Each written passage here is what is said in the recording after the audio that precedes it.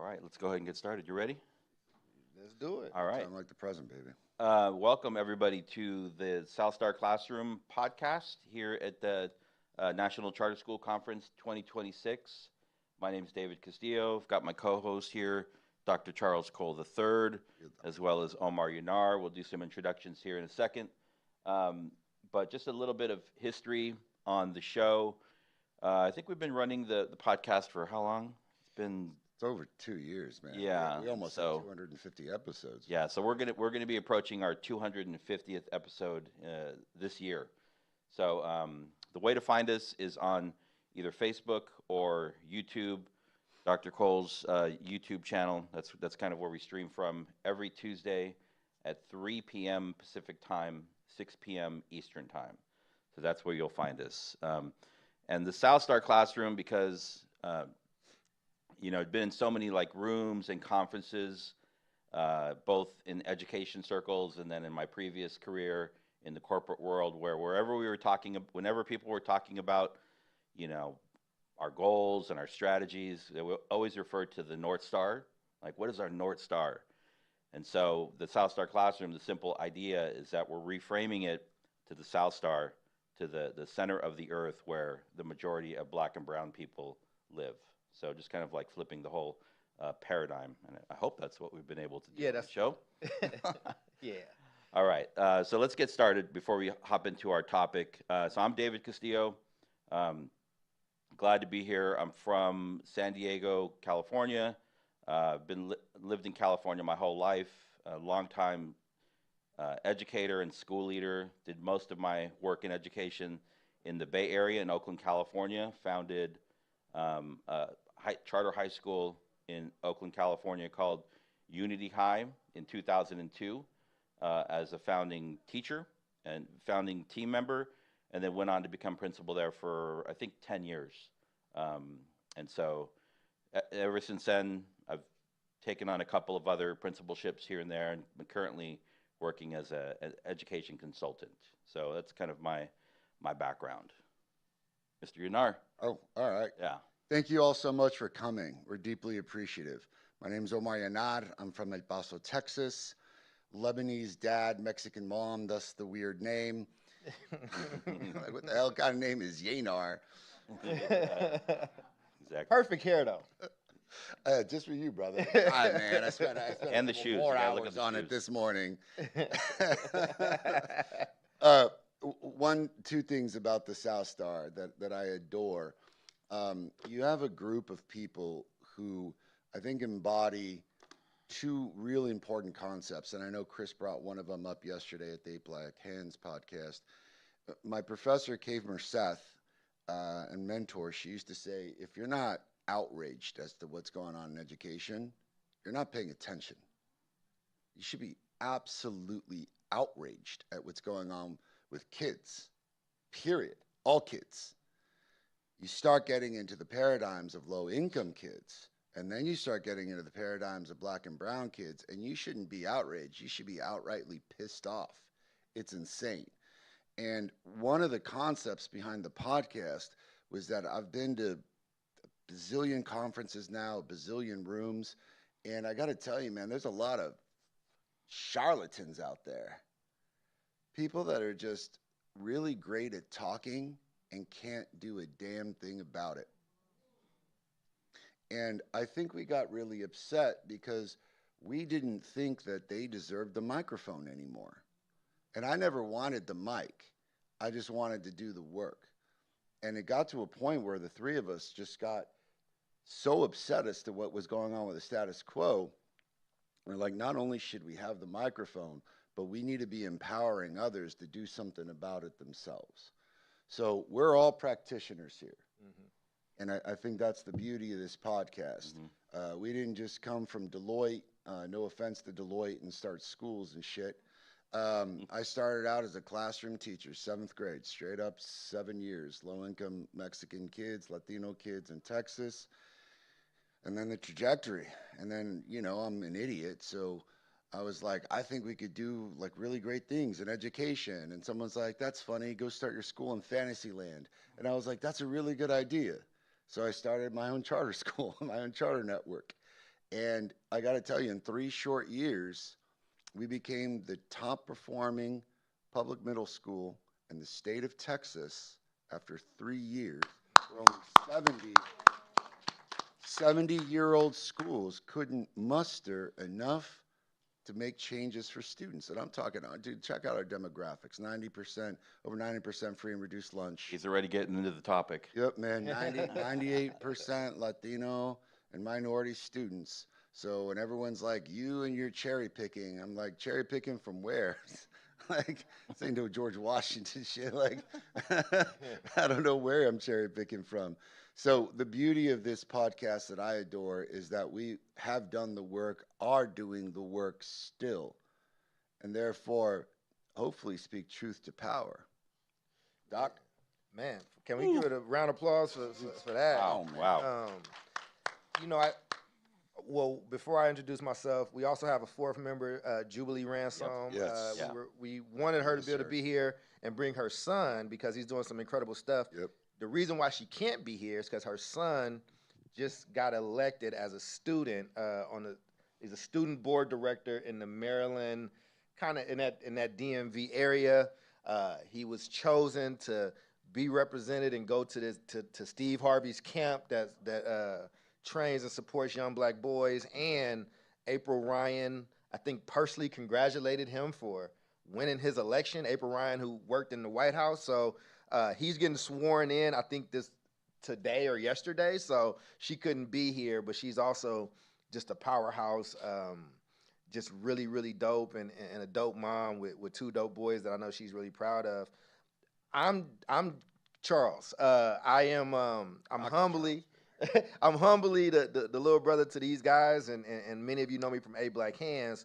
Yeah, man, I just try to do good work, speak, like you said, not just truth to power, but I think there's a lot of highfalutin words that get thrown around. I think there's a lot of ways that we try to overcomplicate things, and I try to do what the old Baptist people would say and make it plain, and I think that I've been decent at that.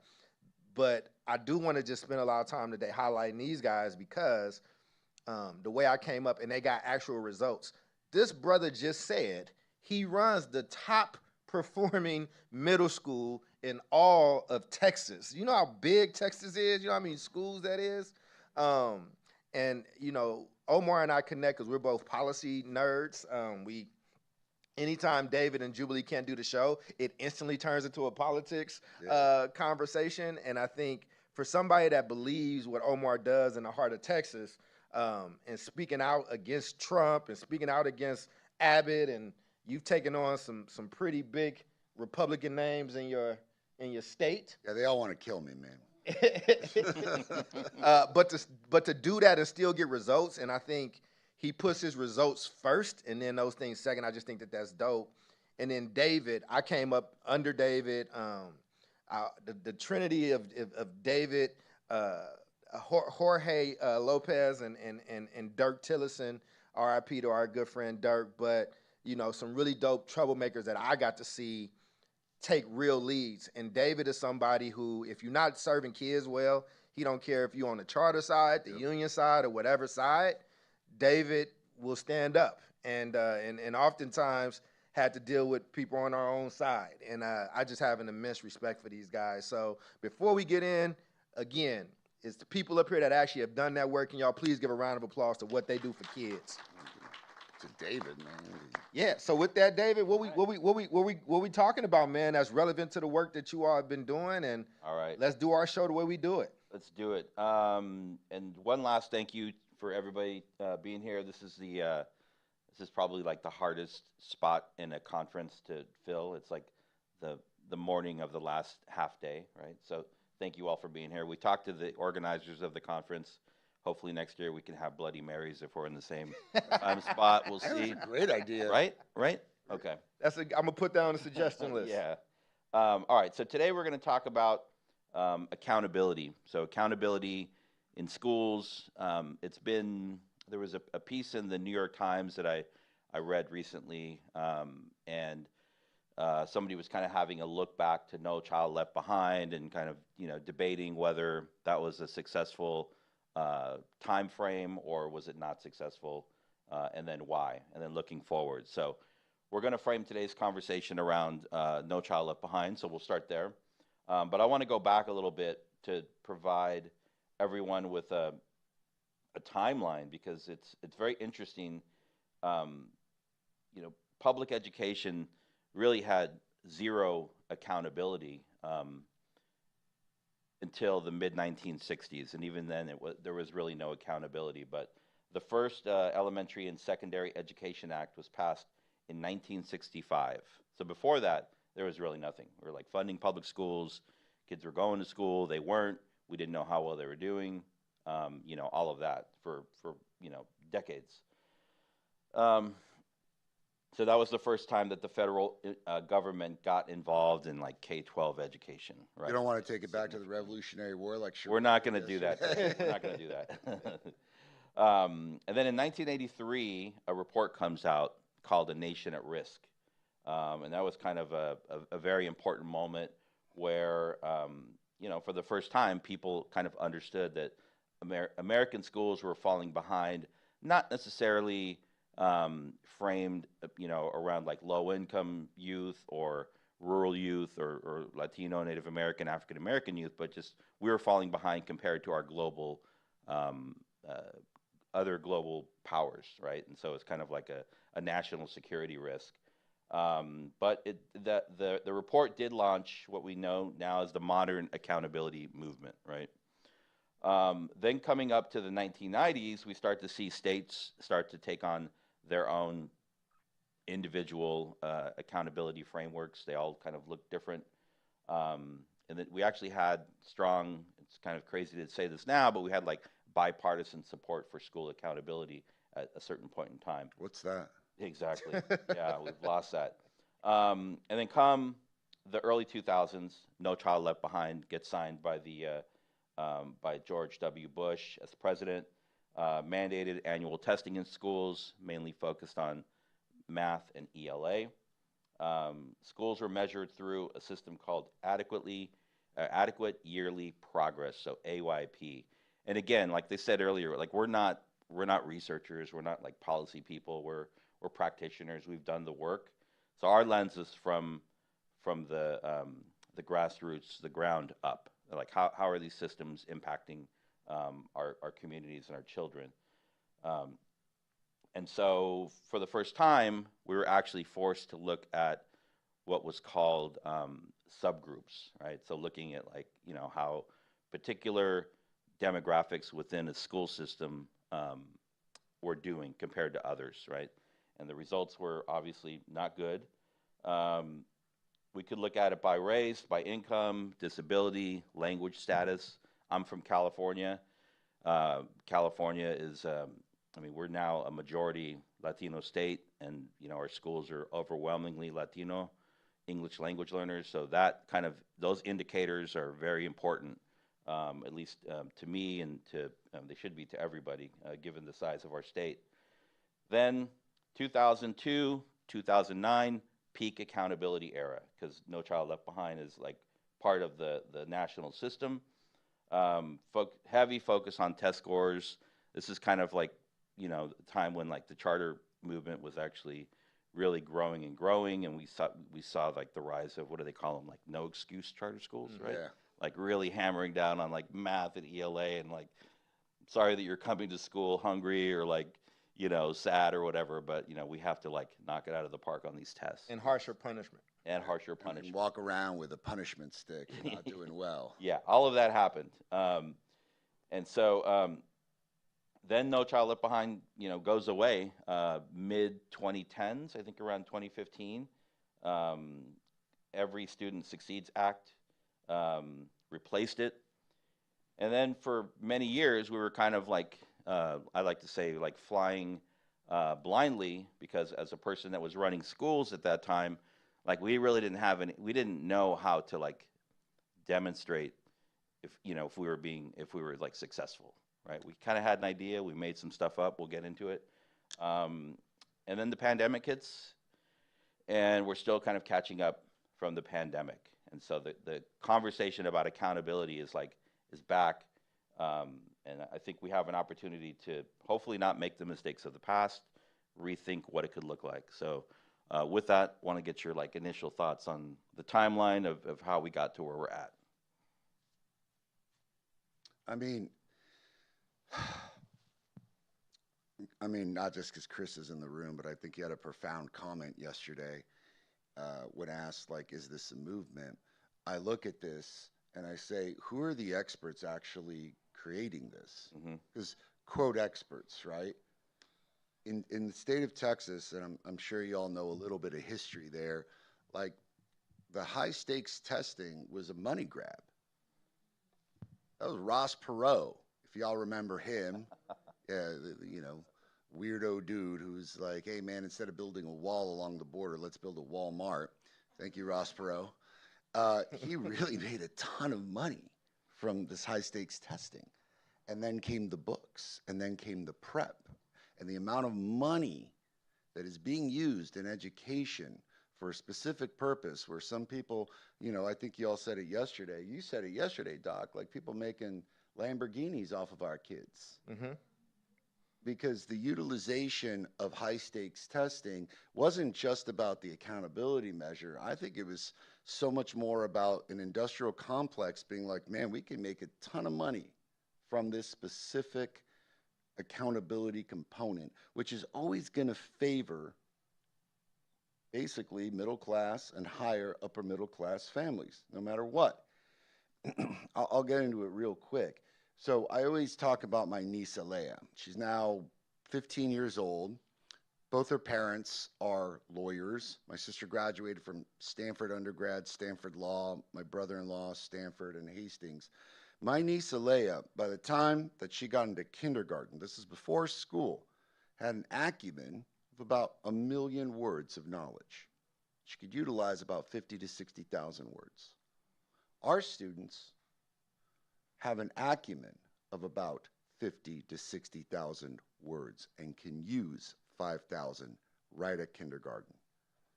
That gap is real. So when we talk about high stakes testing, especially for like a third grader, what exactly are we talking about? Because on one end, David, like I am all for using data to track where our students are at and being like, all right, like we do it every day at EPLA. Students coming in 6th, 7th grade, we're like, you are at the first grade reading level. And parents being like, how can that be? He got straight A's this whole time. Like, Yeah. I'm glad he could read the A. That's not a bad start. At least he knows the alphabet. But we have to hyper accelerate their learning. And that's really where the bona fides comes in. We're not the highest rank in terms of like our raw scores. We're growing kids 3 to 5 years every year on average. And I mean, you're like, well, that's badass. Somewhere I was like, well, I mean, they're starting at ground zero. First grade, the average reading level of El Paso adult is the 4th grade reading level. So I'm all for the accountability component, but I'm just wondering, like, what are the cogs behind this wheel? Was it really to ensure that no child was actually left behind? Or was it an intentional, these specific children shouldn't be left behind? And I always wonder who those specific children are, David. Doc, what about you? Yeah, I mean, this is where the podcast starts. Because I agree and I push, and I think, one, appreciate you just laying out that foundation and those facts.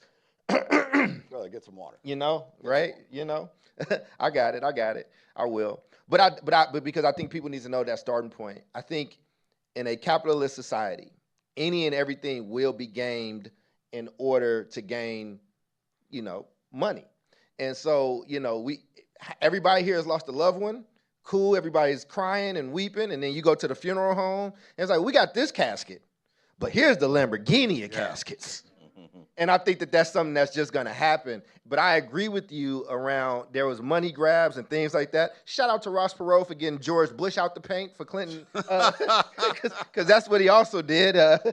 George Bush was a one-term president because of Ross Perot. Nerdy public policy. It's very. I told you, you can't let us do this this politics Nerd out thing. on it all day, man.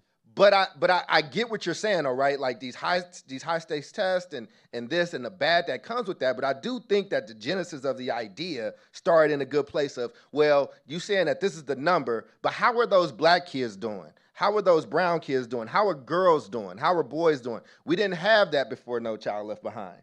There were no funds to disaggregate. But then people are going to take advantage of everything. What we saw on the other side, though, was just an abandonment of any type of accountability. Where are the kids happy? Okay, well, they can be happy and learn how to read too. Mm-hmm. And I think, you know, everybody doesn't have the type of compass that you have, right? Where it's like, I can love, take care of these kids, know where I came from, understand that I myself made it to like the upper echelon of these universities and things like that, to know that that's not the end all be all, but I'm going to still make sure these kids are educated and that there's growth there.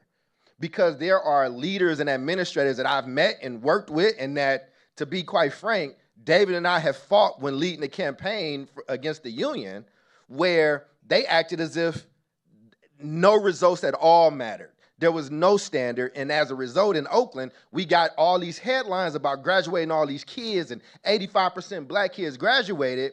And then we ran that first study of, well, how many of those kids are actually eligible to go to college through, in California, it's the A through G program.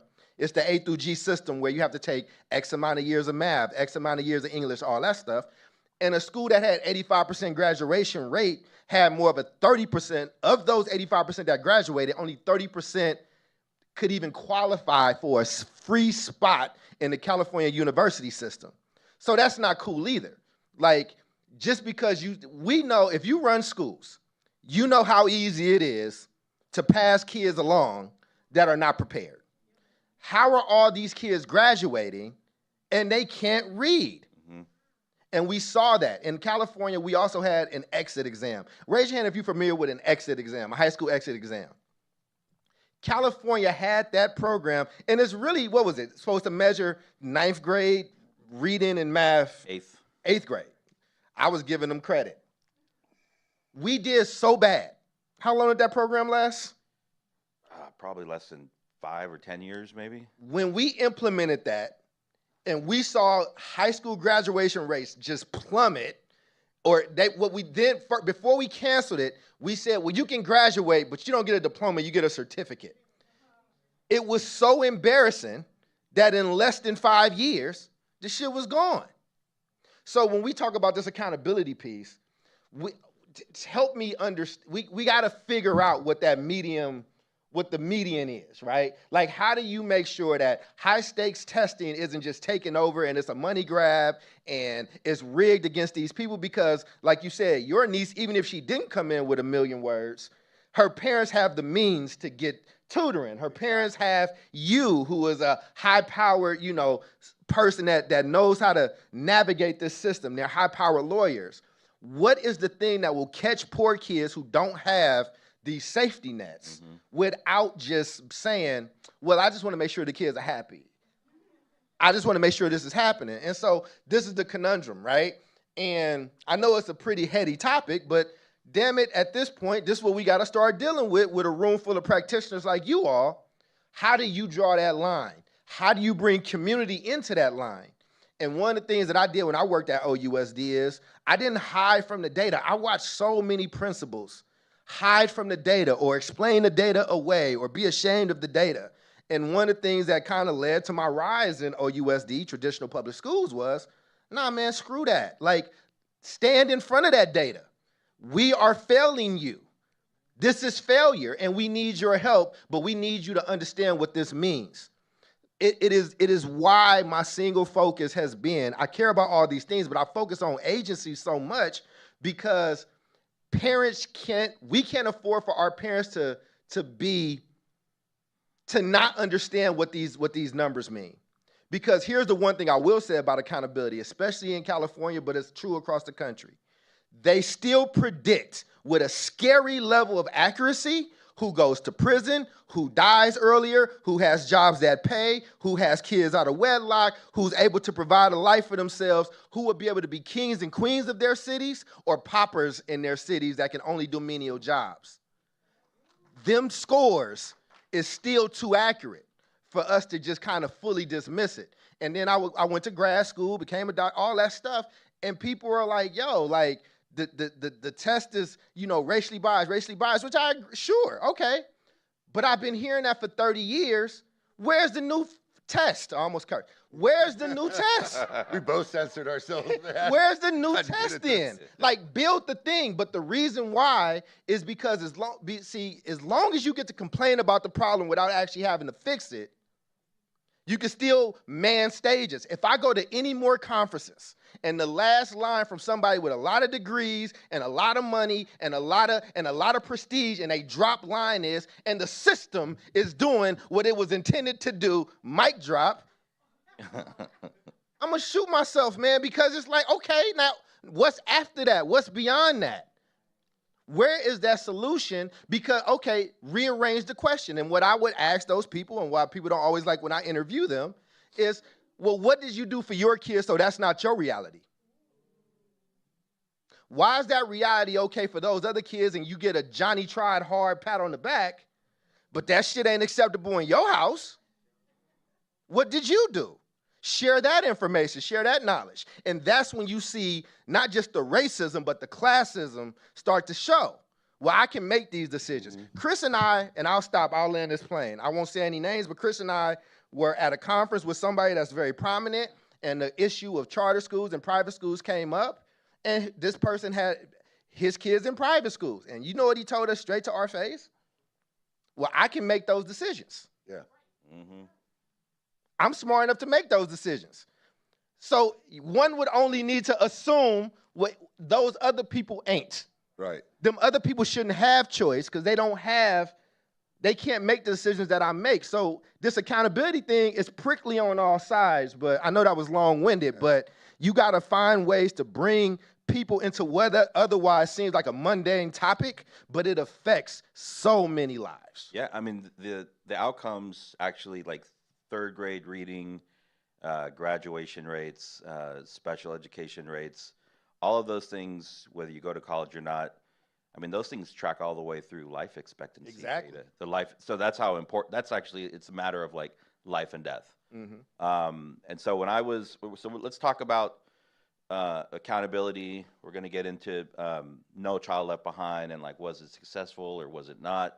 And then we'll talk about, rethinking what the future could look like in a post, NCLB, post Obama reform era world. But I want to talk about No Child Left Behind because that's essentially where I did most of my teaching, and I served as principal of a high school in East Oakland, California, called Unity High, and we served essentially like the highest need population, that probably exists in LA and New York, Chicago, big cities, like urban youth, black and brown kids exposed to, all kinds of trauma and like very violent neighborhoods.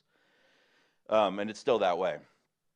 And we knew that everybody was like making excuses for why these kids couldn't, they couldn't be successful. So they set the expectations like super low in the system.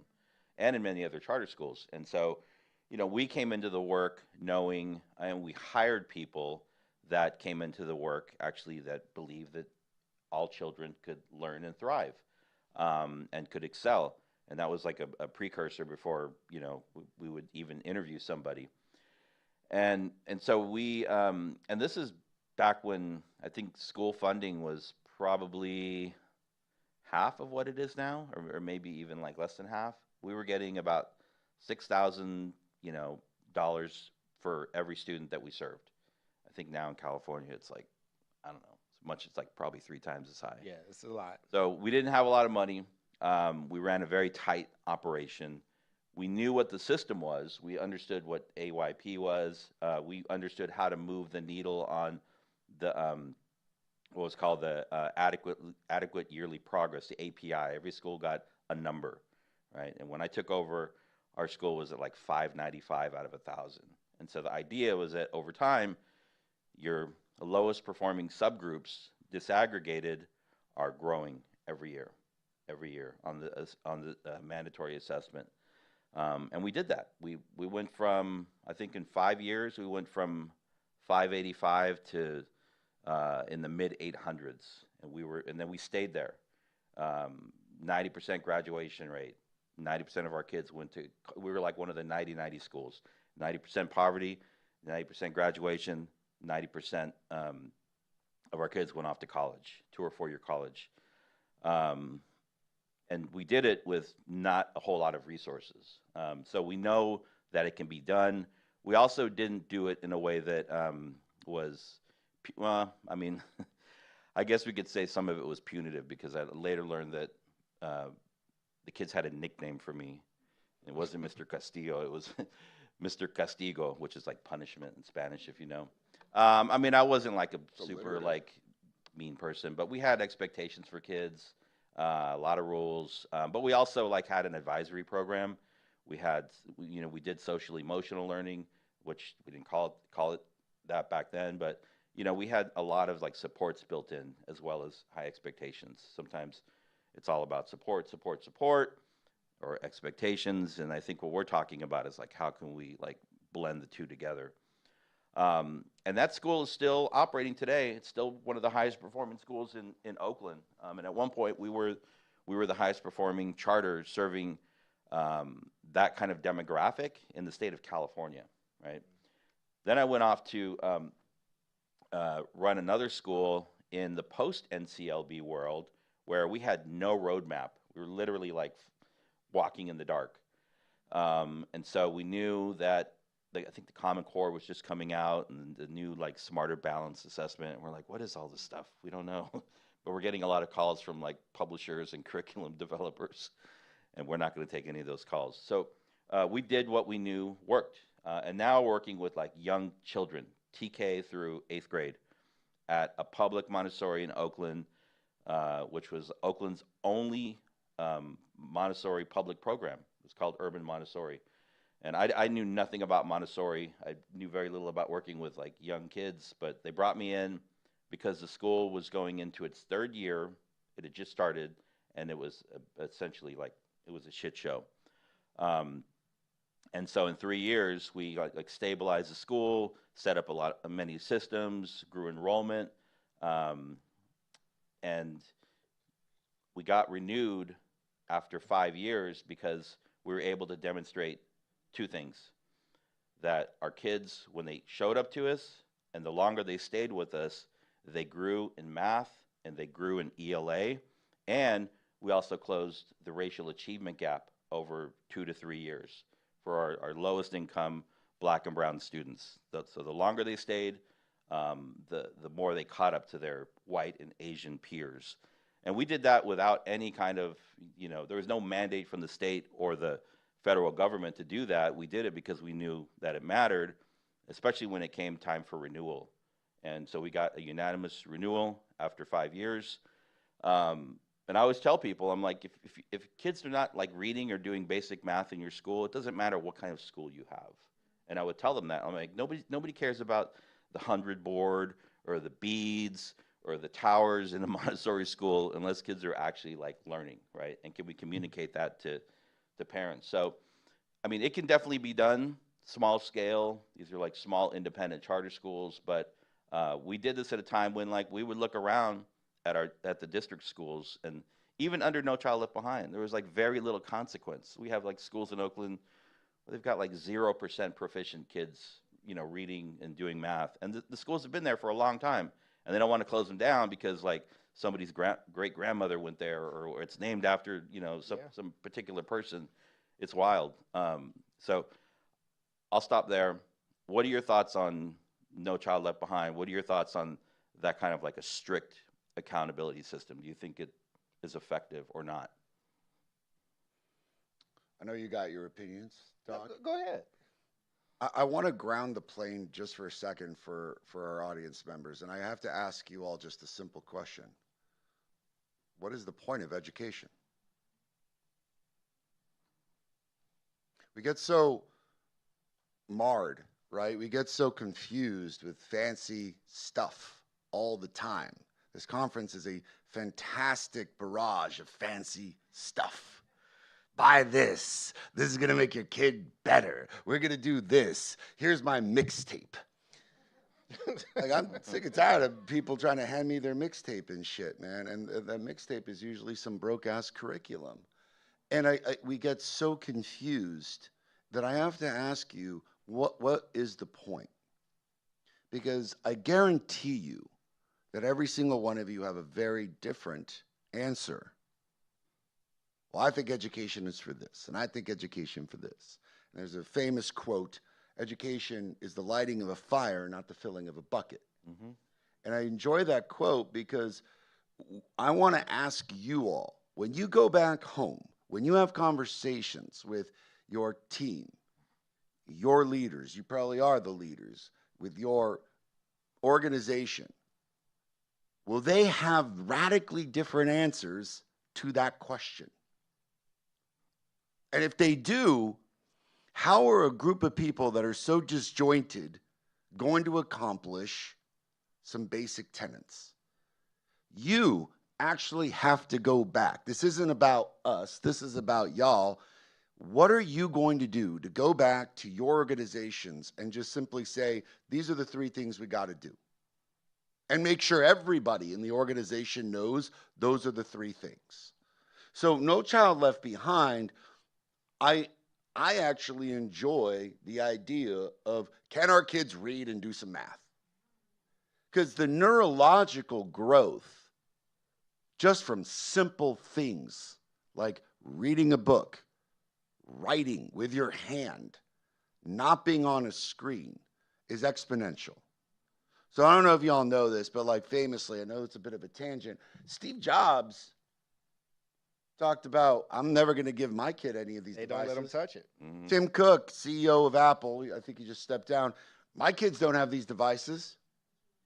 It's the same old shit that Doc was just talking about, where someone was so egregious in saying, well, I made the smart choice because I sent my kid to private school. It's like, what kind of flagrant stupidity is that? You had money.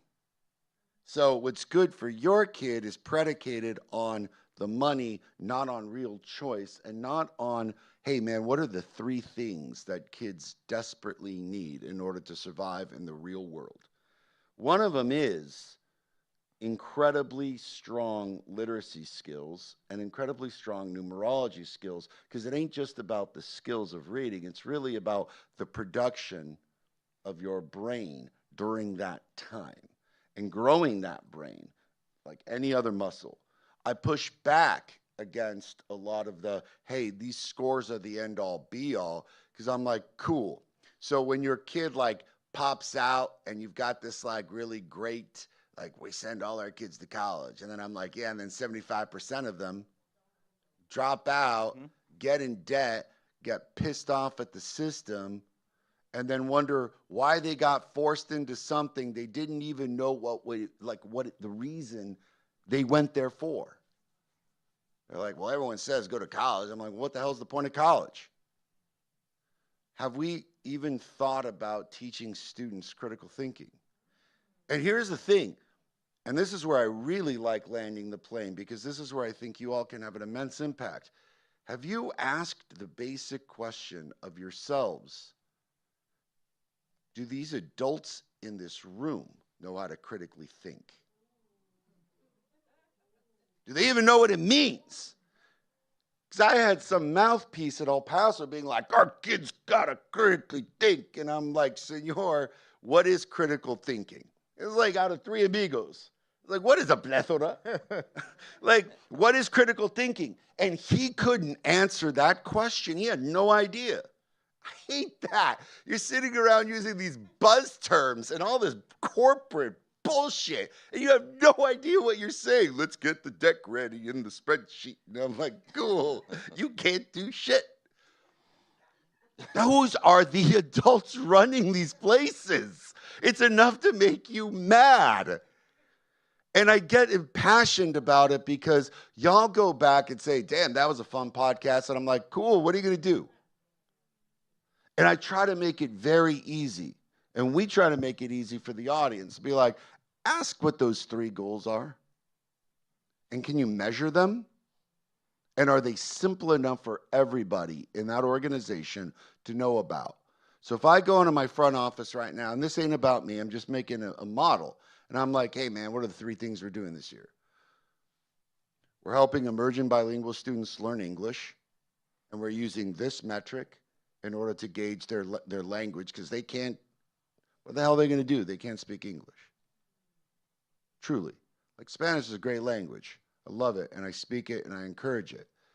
But like, unless you're working in Argentina, or Mexico, or Guatemala, ¿qué vas a hacer? Whole world speaks English. Creating a prison for these students if they can't do it. Literacy, and then we actually are able to figure out and measure skill sets like collaboration and responsibility and critical thinking and empirical reasoning, and how about just some basic ass communication? Can you look at me in the eye, say hello, and ask a couple questions without looking at your phone? Can your kids do that? If you can go back and talk about some 3 things that you would want your own children to have, now we're talking. Because I'm sick and tired of so-called experts coming in without any expertise and telling us this is what we need. And part of that was No Child Left Behind.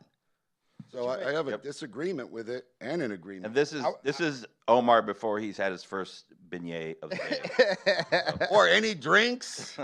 Well, and here's half a cup of coffee. Here's the beautiful thing, and if you are a fan of me in any way, I would say Black Hands is like that soul work. It's like the foundation. It's like what we think, why we think it, what we're pushing for, you know, Black kids, brown kids being able to get through and graduate. And then I would love watch them in tandem because we go very practitioner heavy in South Star Classroom of like running the school, the numbers, taking this case study and breaking it down, because you just made a perfect case for why a No Child Left Behind S type of model is needed, because many of the adults are not doing the things and they have to have some guidelines and guide rails. See, Michael Jordan, it's not much you had to do. He's taking 1,000 free throws before the game and 1,000 after the game. And he's lifting weights, he's doing stuff, and he's already the best. He doesn't understand why his other teammates, who he's much better than, are not in the gym with him. But then you have Phil Jackson or Greg Popovich or one of these coaches or Pat Riley that comes in, they run a strict program, because if you're not smart enough to see what Kobe Bryant is doing and do the exact same thing, then that's how we get the heat way, right? Like, so, you got to be weighed every time you go to practice because I got to keep your body fat in check. In a system where you just said that the adults don't know what critical thinking is, you can't fully take guardrails away from these people, but those guardrails can become oppressive and corporatized and be gamed in a system. So then what do? So again, like, we're at this place, and again, my thing that I would be asking is, like you said, when you go back, how are you weeding out those people? Do you have teachers that do the bare minimum and they need a strong system? Or are they in the gym lifting on their own because they want to be the best they can be? Everybody watched these Summers of Reckoning. We watched cops kill people. And what did we all say? Well, how can you be a good cop and you work next to a bad cop? You got to hold those cops accountable, right? I think y'all felt that way, right? How do you watch a cop beat the shit out of a person that's innocent and you do nothing? Well, how do you be an educator and your classroom is tidied up and you got expectations, and then your homie down the hall don't have a lesson plan? They rolling the TV in twice a week. You know how bugged out I was as an adult when I found out that teachers, like, they basically just like, I'm taking a day off. A day? Homeboy right next to me took 2 weeks off to watch the entire movie Gettysburg and then praised Robert E. Lee. So I was like, oh my God. And again, he's in Texas. Unbelievable. But he's in Texas. So what I'm saying is there's some tough questions. But there are some tough questions that we got to ask, right? If we got that smoke for police officers, right? then it's like, yo, if I'm an administrator and my friends are administrators, and we're not just tracking overall the reading scores, but like you said, I love when people point out growth rates. Hey, we got these kids, they were so far behind, but we had 3 years of growth, 4 years of growth. How do you remain friends or not have tough conversations when other people is like, well, I got promoted, I'm about to do this. Hey, 20 years, I'm gonna get my full pension, I'm up out of here. Or you know that they building schools that they kids will never go to, that they wouldn't put their kids in. So I think this question about accountability is, yeah, it's easy. We can knock this out at the top. We can talk about that. We can talk about the money, and I agree. Get on their ass. But that accountability train don't stop, because those same administrators will hold those parents accountable and say, well, what they doing at home? Are they reading with their kids at home? What they doing here? But we never, it's funny, every single school, every single teacher, good, bad, or indifferent, they always got them kids, they got a story ready. Well, this is the kid, I did this and we got that kid through. They proud of that kid. The one kid, yeah. But the other 27 in the classroom failed, but that's the system. Let me get this straight. Them 3 is all you. Them is the system and them terrible parents and come on, man. What are we doing? And I think that level of extreme accountability, and sometimes at the end of your career, you got to be Michael Jordan at the last dance with a tear coming down your eye. Hey, we won. If they didn't like it, if they didn't like being dragged on it, you lead your team how you wanted to, but I got 6 titles. And again, that don't mean you don't make mistakes. Like as David said, there were things I just wasn't aware of. You know how big that is of a person to have to be able to admit that? Like, yeah, no, we went a little hard there. But you adjust. You're going to make mistakes. But to act as if the data's never right, the data's always wrong, it's never me, it's always the system, but when good shit happens, it's me. Like and this is one of the only professions that we allow that to happen. The country generally feels bad for teachers and teacher salary. And because of that, they let teachers complain about how hard it is, but they do not hold those people accountable. Now, if you're a surgeon, and shit goes bad, you got to have your own insurance. Yeah. I was on a hospital board. Let me tell you the process. A surgeon or a doctor messes up. That surgeon or doctor has to go into a room like this with their other peers, people that do the same thing. They have to go through the case, what they did, what they didn't do, how they made that decision. And then those people out there, their peers say, yeah, the hospital got your back, or, nah, bro, that's malpractice. You're on your own. What does education malpractice look like? How do we start to build that in? I have no problem. I want to pay teachers just like doctors. I'm with it. Let's go. But with that price tag comes some accountability. 100%. That's where I'll land that. The only thing I'll really quickly add is we talk a ton about accountability. And I want to make sure everyone in the audience and out there knows, like, it's a big word for saying, what are the important things we want our kids to walk away with? And how are we going to assess if they're getting it? But I want to make something very clear to every single one of you. You cannot have accountability without responsibility. And what that means is that you are accepting responsibility for the outcomes of everyone in that school. Because we could talk a ton of shit about, hey, man, the accountability measure is learn to play a guitar. And then you got the Michael Jordan guitar out there playing before and playing after, and that's great and all, but who's teaching, not the kids, the adults, how to play the guitar? Is everyone in this room saying, I've done everything that I possibly could do to teach the adults how to teach these students? Because y'all are making a lot of assumptions. People make a lot of assumptions. I made a lot of assumptions, and this year, we're getting rid of all the assumptions. And my teachers are like, what does that mean? I'm like, bro, can you read? Straight up. Like, I would love for you, and this is no joke, dude. I had my teachers take that exit exam. And I was like, oh, shit. We have a problem. God dang, man. Streets are rough out here. How the hell did you get a 17? 17? I'm just joking about that because I ain't got no 17. Are you though? No, I'm not, actually. we had to have a conversation with that teacher. And I'm like, look, dude, like, how are you going to teach a student to be successful on this metric of reading when you can't do it yourself?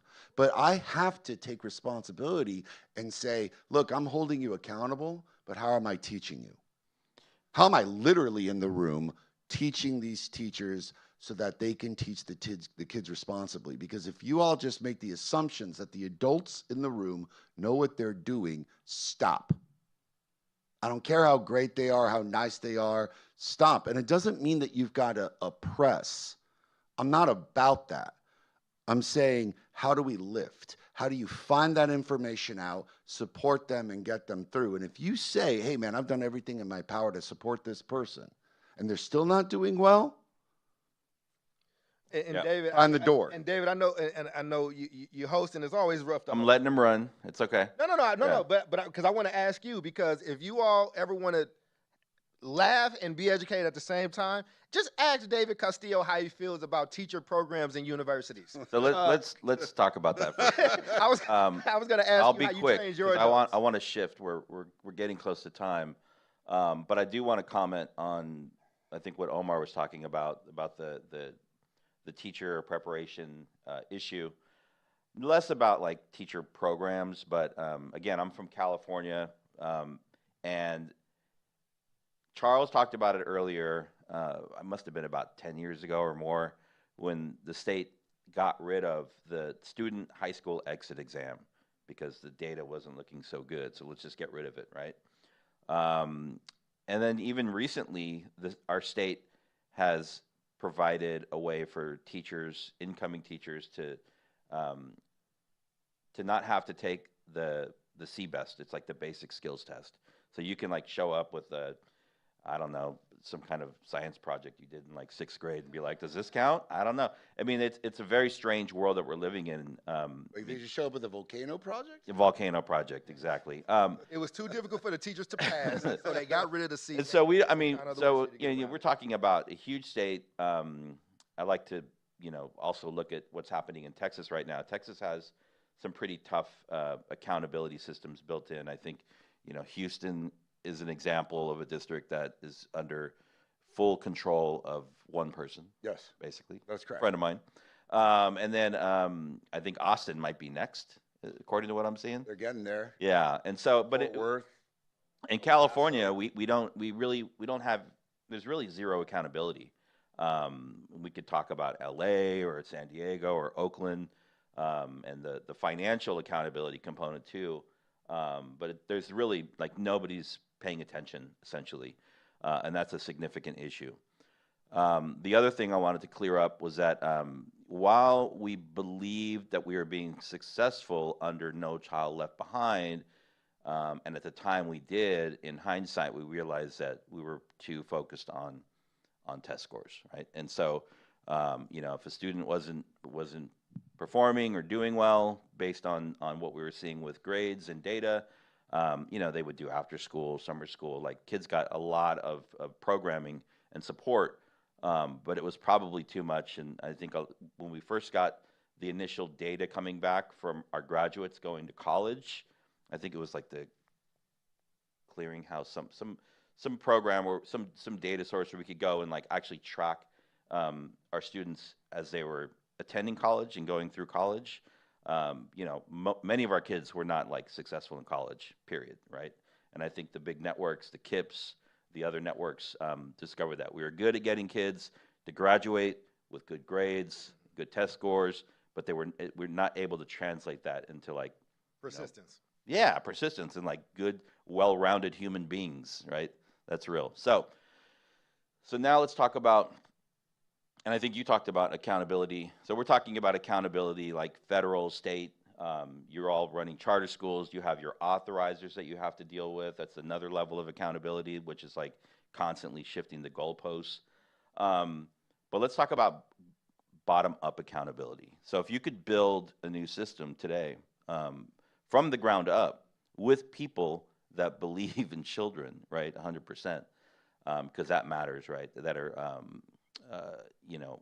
educated and that can actually do the work, what would it look like for you? just 5. Yeah. I gotta be quick. Going back to No Child Left Behind, Hmm. I think we've got to really critically assess why is reading important and why are numbers important. And there's science in learning those things. There's science in building. Like, come on, man, y'all know the terms brain plasticity, like Carol Dweck, the mind frame and all that great stuff. And look, the science is simple. The harder you work and the more mental lift you do, the smarter you get. Period. So there is real power in literacy. And we were talking yesterday about an idea of what if we found some grant money to talk about adult literacy at home. So if I could build an accountability system, you've got to have reading and you've got to have math. The thing is that we've gotten so preoccupied with all this other stuff, especially like in Texas, like you got to pass biology and you better know everything that's in the U.S. Constitution. And look, dude, I'm a history major, I'm a political science major. I love those things. But if someone's like, hey man, what's kinetic energy? I could tell you what it is, but what the hell do I care about kinetic energy for?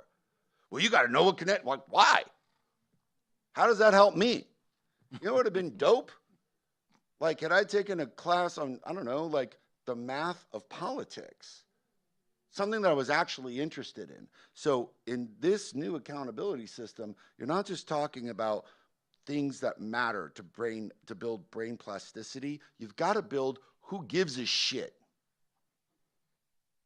And if you ain't doing that in your classrooms and your schools, then why should the kids give a shit?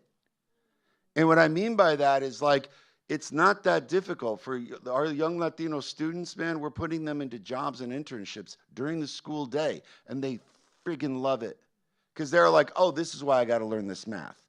Oh, this is why I got to learn how to read. This is why it's important. I like this. Not I'm being forced into this. I like this. And what that does is start building the third part of this rubric, which is things like empirical reasoning, critical thinking, communication skills. Look, go out, y'all. I do not work for this organization, but I love them and believe in them. Big Picture Learning. If y'all don't know who they are, look them up. They've got an insanely perfect accountability rubric predicated on the real life skills. Everything from empirical reasoning, social reasoning, to just the basic essence of, do we know how to learn? And I want you to ask some of the so-called experts today, do they know the science of learning? Because if they don't, you all need to become the experts that grab the microphone from their hands. Really quickly, I would say a basic modicum around numeracy and around literacy, but also I think there should be a regional aspect and component of skills that actually help you, preserve where you are and where you live. So depending on what region, it's almost like FDR for today, right? Like when he did roads and had to inject money into the economy, like we're gonna do all these construction projects and road projects. If you teach young people what is going on in their community and what skill sets are needed in order to make that community thrive and them to be a real part of it and not just a slave to that place or somebody begging to stay there, I think that would actually enrich things. So again, what's the skill set that a young person living in Louisiana needs to know on top of those things that can help them preserve their community? What about a kid that lives in California or in Oakland? And the reason why I say that is I travel the country, places like Oakland that used to be majority black that are no longer majority black. In my neighborhood in North Oakland, they have absolutely replaced black people with Black Lives Matter signs. Damn. It's just the truth. The house that I grew up in abject poverty and on welfare, and the first house we moved into after living in 4 shelters just sold a few years ago for $1.3 million. So again, I think that, like you said, of who cares and all that stuff, I think there are, a teacher of mine, I didn't know at the time, he just basically stole this from Family Matters when they was teaching the kid how to do numbers by looking at stats. This math teacher knew that we love sports, and got us sports cards, and then we started breaking down what those percentages meant and how you look at it. I could never do decimals and percentages before then, but because it was tied to something I really cared about, I grew a real affinity for numbers and can do them really quickly in my head. And I think the other thing is I think education needs a new PR. And the biggest failure was when new math came out. And it was just the worst PR of all time, and it became a joke. But really, the beauty of that was teaching the relationship between numbers and the world and how they work. And it's a skill set that I wish I would have grew up with, because I see the kids that get that now, and they just have a different comfortability and relationship with numbers and literacy and numeracy. We have to make education actually mean something, but we're in an empire. I don't know if these are the last days of an empire, but Rome fell, empires fall. And empires are not keen on teaching its people how to rise up against said empire. So with that knowledge, the people in this room, you got the stick, you got the microphone, you have the power and jurisdiction over these people's learning. What are you doing with that power? Boom, mic drop. I think we're good, Always. right? All right. Yeah, all right. Thanks, everybody, for showing up again. Hands up for David for leading Thank you, guys. Way to go, David. put this together. Thank you all for coming out. You can find us on the regular every Tuesday, 3 p.m. Pacific time, 6 p.m. Eastern time on Dr. Charles Cole YouTube channel, and also on his Facebook channel.